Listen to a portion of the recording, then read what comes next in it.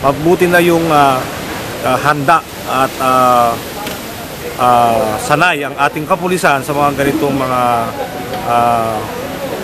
mga serbisyo na dapat ibigay ng ating kapulisyahan.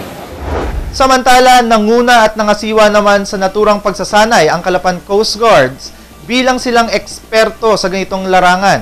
Todo ang tabay naman ang mga ambulansya ng PRO Mimaropa para na rin sa mga kaligtasan ng mga nagsasanay.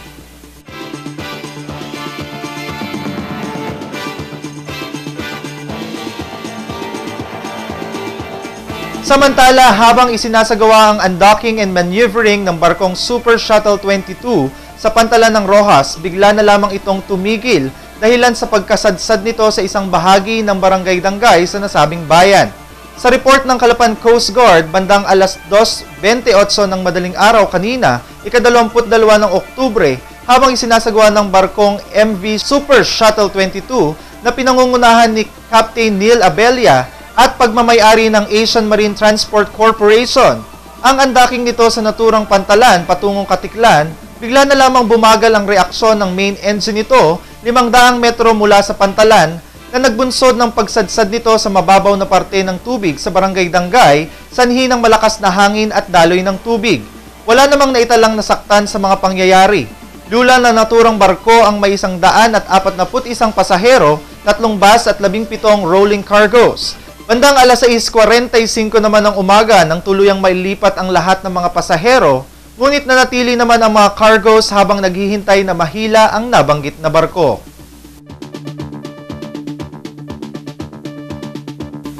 Susunod, 2 lalaki sugatan matapos sumalpok ang sinasakyang Toyota Light Ace. Antabayanan ang iba pang mga balita, makalipas lamang po ang ilang paalala. Welcome to Monte de Oro Homes. With units designed to cater to the convenience and comfort of its residents, Monte de Oro Homes is a haven for countryside living. A perfect place for those who would want to combine green living with modern-day facilities and amenities. Our model unit types: row house,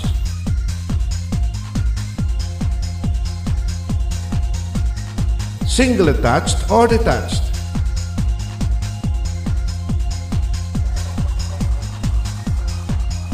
townhouse,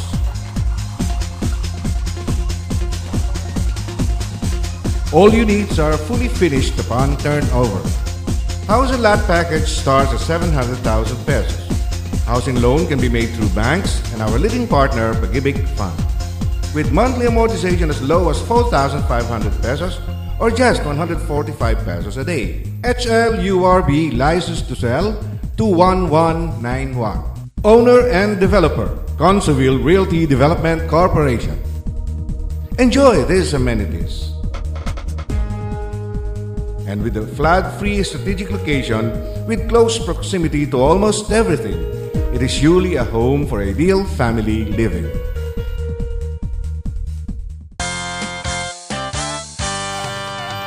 Enjoy life to the fullest at Monte de Oro, Monte de Oro. Enjoy life to the fullest at Monte de Oro, Monte de Oro. A beautiful place, ideal for the whole family, for the family.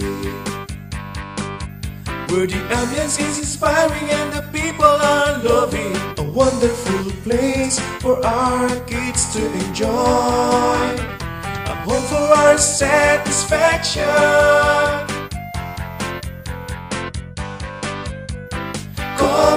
Come home, let's enjoy life worth living at Monte de Oro. Come home to Monte de Oro Homes at Sapul, Calapan City.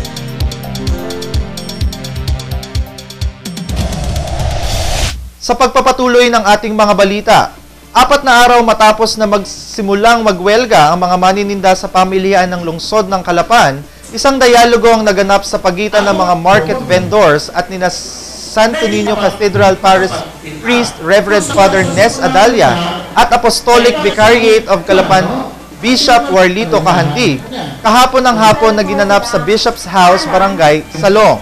Sa nasabing usapan, ipinabot ng mga manininda ang kanilang mga hinaing kay Bishop Kahandig sa pag-asang matutulungan sila ng obispo.